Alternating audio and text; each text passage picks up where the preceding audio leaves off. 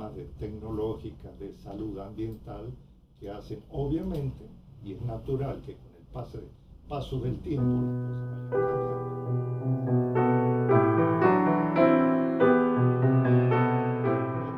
Juega un gran papel en aquellos años con esas cosas. El hecho cierto es que a eso se suma todo un aporte que realiza este organismo en lo que hace a la fertilización de la caña de azúcar. Y acá yo destaco, fíjese, una cosa muy importante, incluso de enorme repercusión económica, que fue la estación experimental de Tucumán, la primera que trabaja en el país con el fertilizante urea, que en el país prácticamente no se lo conocía, no se lo fabricaba, lo poco que venía de importación. Entonces los trabajos que efectuamos acá en Tucumán con ese fertilizante demostraba que era el mejor desde el punto de vista económico y se lo logra desplazar al poco sulfato de amonio que se aplicaba en aquella época, o el salitre de Chile que también se aplicaban en aquella época, porque este era mucho más ventajoso desde el punto de vista económico. Fue tal el interés de los productores, ya estoy entrando en la década del 70, que se despierta mucho interés por aplicar la urea. Entonces había que importarla cada vez más. Y tan es así que las compañías vendedoras de productos se instalan en Tucumán, porque la caña de azúcar era el principal consumidor de este fertilizante en todo el país. Estoy hablando del principio de los años 70. Y empezó a tomar interés en los técnicos de otras zonas del país para aplicación en otros cultivos. Esto que les relato es muy importante, porque la pampa húmeda estaba dormida. Nuestra famosa pampa húmeda con el trigo y el maíz estaba dormida en este aspecto. Y recién comienzan a trabajar en la década del 80 con la aplicación de este fertilizante en los cultivos de trigo y maíz, y en la década del 90, año 2000, ya es toda una explosión impresionante la aplicación de este fertilizante, y lo lleva al país que, les repito, en los años 70, no sé si llegábamos a consumir 35.000 toneladas de urea solamente en la caña de azúcar y algo en el citro, y esa es la cifra. Y en principios de los años 90 saltamos a las 900.000 toneladas. Así fue el despertar de la pampa húmeda, de esto que yo le explico, con aquello cuya primera estación experimental en usar en este producto fuimos nosotros en la estación experimental de Tucumán. Entonces esto llevó a que el país tuviese que instalar una planta productora que está en Bahía Blanca y que hoy en día todo el mundo conoce, produce 1 millón de toneladas, o sea, satisface el mercado interno y exporta. Entonces estos fueron logros demasiado importantes si lo medimos por el lado técnico por una parte y por el lado del impacto económico por otro. Hoy en día, como le dije recién, y es lógico que así sea, aparecen nuevos productos, fertilizantes líquidos, etc. Pero el impacto impresionante que tuvo la urea en aquel momento, eso no se lo quita a nadie. Y ahí está el papel enorme que jugó la estación experimental.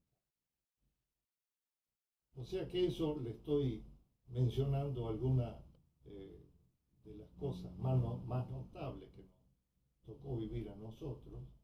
Y hubo otra cosa también importantísima que aún al día de hoy sigue siendo absolutamente pionera.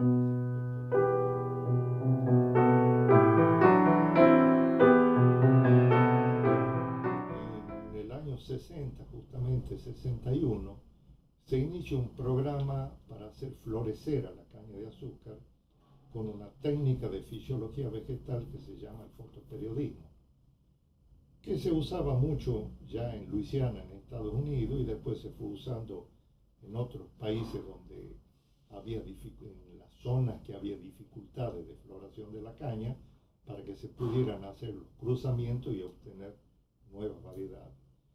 Al día de hoy, que yo sepa, no hay, digamos, otro cultivo o en alguna zona del país que se use esta técnica para hacer floración del punto de vista genético. Si bien al día de hoy se buscó acelerar los procesos genéticos con la parte, digamos, de la biotecnología, que es otra cuestión. Nadie le quita al experimental que siga trabajando con esto del fotoperiodismo en una cuestión auténticamente pionera en todo el país. Es decir, son de las cosas que estoy recordando.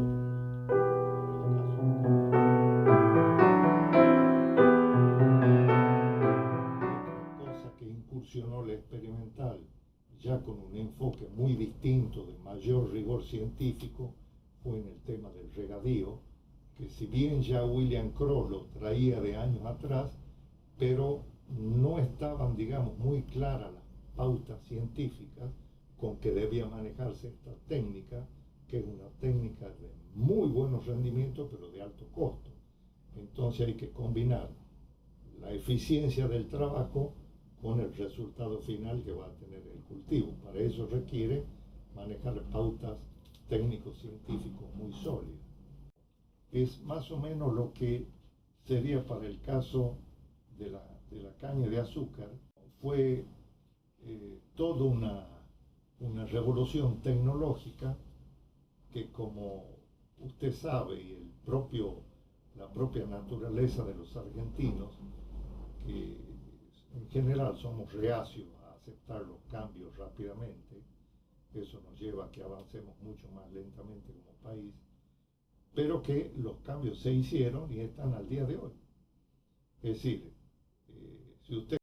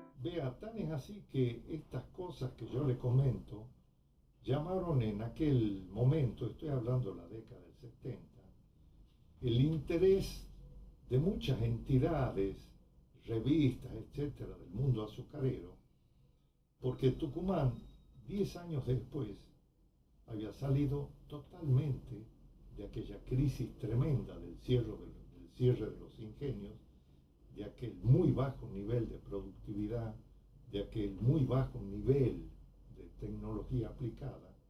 Entonces llamó la atención. Eh, y lo digo con toda franqueza, hay que leer todas las publicaciones, las memorias anuales de la experimental de aquellos años, donde venían las delegaciones del extranjero a ver cómo había hecho Tucumán para salir de ese atolladero y de esa tremenda crisis económica que fue el cierre compulsivo de 11 ingenios azucareros. Y ahí vino, digamos, un interés que se despertó por la firma de convenios de distintas entidades de primer nivel mundial en materia azucarera, convenios que se firman con la estación experimental. Y hubo un hecho muy significativo que me viene a la memoria, cuando se firma un convenio con Plan Azúcar. Plan Azúcar de Brasil es hoy en día Embrapa. Era el máximo organismo estatal que manejaba todo lo que hacía a la política azucarera brasileña. Y en un gesto, y así lo destacaron los brasileños, en un gesto hacia la estación experimental, vienen a firmar los convenios acá. O sea, los convenios de cooperación se firmaron acá, en esos años cuando López estaba de director técnico. O sea, fueron cosas que yo destaco porque además del impacto del valor económico del convenio, había una cuestión simbólica de un gesto que tenía un enorme valor. Yo fui jefe del departamento caña de azúcar durante todos esos años. Después ocupé transitoriamente la dirección técnica, reemplazando a Plopper cuando el gobierno lo llamaba para cargos de mayor envergadura. También estuve en la subdirección técnica. Entonces eso me permitió tener un panorama más allá de la caña de azúcar sobre lo que hacía la estación. Y por eso es que pude adentrarme, cuando escribo este libro, recordando lo que fueron esos 15 años del experimental, en el papel que jugó en materia citrícola. Para mí fue realmente extraordinario, porque la estación experimental viene a ser una pionera en el tema, por ejemplo, del tratamiento de la fruta en el packing, que adquiere la estación experimental con fondos que en aquella época provenían del Fondo Nacional Azucarero. Y usted se va a sorprender cómo es esto, el Fondo Nacional Azucarero, para esta otra actividad. Bueno, tenía una explicación muy lógica. La ley azucarera, que surge en aquellos años, buscando de ordenar la actividad luego del cierre del Once Ingenio, tenía un artículo donde alentaba la diversificación de la producción y permitía que dinero del llamado Fondo Azucarero Nacional pudiera ser usado en otras actividades que permitan la diversificación agrícola e industrial de Tucumán. Fue una cosa muy interesante eso. Ni lerda ni perezosa, la estación experimental hace uso de esos fondos, y ahí es donde viene la compra de este packing que yo le digo, que empieza a ser pionero y se enseñaba a todo el mundo cómo tenía que ser tratada la fruta, pensando ya en una actividad que se vislumbraba como muy buena de poder exportar la fruta cítrica.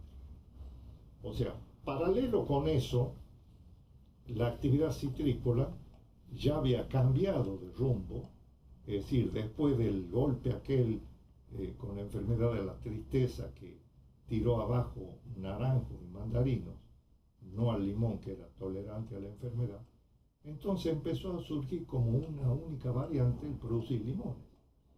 Bueno, pero el producir limones frente al consumo nacional interno era poco, había que pensar ya en el mercado externo.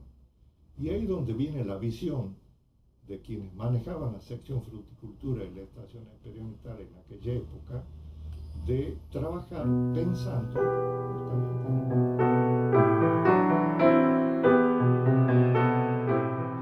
viene esta actividad con el packing que yo le menciono, y junto con eso se adquiere una planta piloto para demostrar la viabilidad de la industrialización con la extracción del aceite esencial, del jugo, etcétera, del limón. Todo eso era paralelo a lo que ya eran, digamos, habían comenzado sus trabajos tres citrícolas netamente tucumanas, como era San Miguel, Vicente Trapani y la cooperativa Estafi Viejo, cuyos dueños eran a su vez integrantes del directorio del experimental. Eso fue otra cosa muy importante, porque entonces se alentó desde todo punto de vista que la experimental trabajara de lleno en esas actividades que tenían, ya se avisoraba un futuro enorme. Y bueno, así se hizo, y le digo, en la estación experimental se le prestaba servicio con la planta piloto a pequeños productores, se les procesaba la fruta, en el packing todo el mundo fue a aprender, esa es la verdad, todo el mundo fue a aprender allí, y es lo que hoy en día es la actividad citrícola. Entonces creo que son hechos demasiado importantes que vale la pena destacarlo, para citar solamente algunos.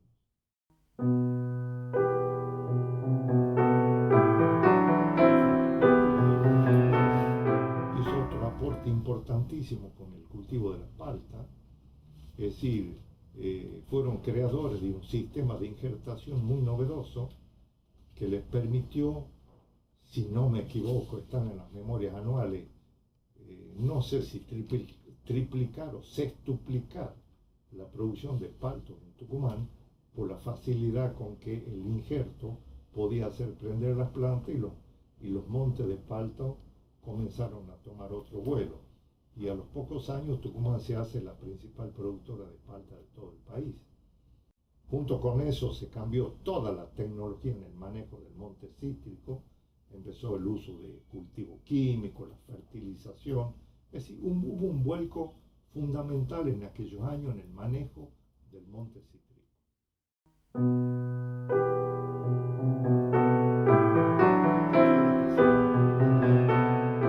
Estoy acordando de otras actividades, está el caso de la soja. La soja fue otro caso notable. Tucumán no sabía nada de lo que es de soja y el país tampoco. Le estoy hablando década del 60, salvo plantaciones casi de tipo hortícola que había de soja en Misiones, no había plantaciones comerciales.